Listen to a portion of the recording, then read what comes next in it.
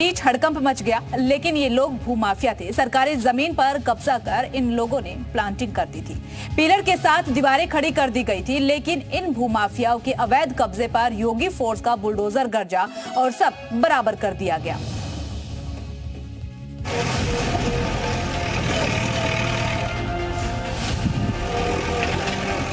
देखते ही देखते दीवार गिरा दी गई।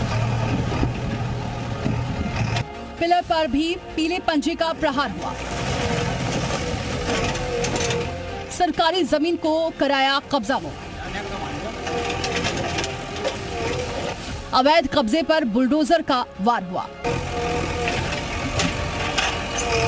एटा में सुबह होने के साथ ही बाबा का बुलडोजर पीले पंजे की दहाड़ से पिलर का गिरेगा।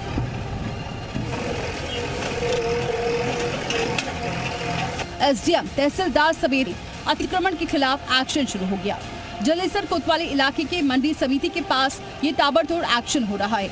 बाईपास के पास 25 बीघा से ज्यादा सरकारी जमीन पर भूमाफियाओं ने कब्जा कर लिया था। कब्जा कर इस जमीन पर प्लॉटिंग कर दी गई थी। कई जगहों का निर्माण कार्य शुरू हो गया था।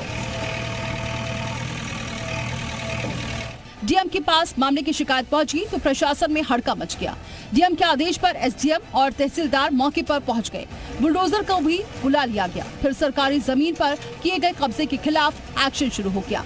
एक एक कर अवैध निर्माण को गिराने का कार्य शुरू कर दिया गया। देखते देखते सरकारी जमीन को प्रशासन ने खाली करवा दिया। की आड़ में कुछ फर्जी बैनामे किए गए थे। बैनामे जिन लोगों ने बैनामा कराए थे उन लोगों ने कब्जा किया, जो आज प्रशासन और सभी लोगों के सहयोग से हटाया गया है। बताया जा रहा है कि इंडस्ट्री के लिए ये जमीन आवंटित की गई थी, लेकिन भूमाफियाओं ने इस पर अवैध तरीके से कब्जा कर लिया। फर्जी बैनामा तैयार कर जमीन पर अवैध निर्माण शुरू कर दिया। स्थानीय लोगों की शिकायत के बाद डीएम ने जमीन को कब्जा मुक्त करवाने का आदेश दिया।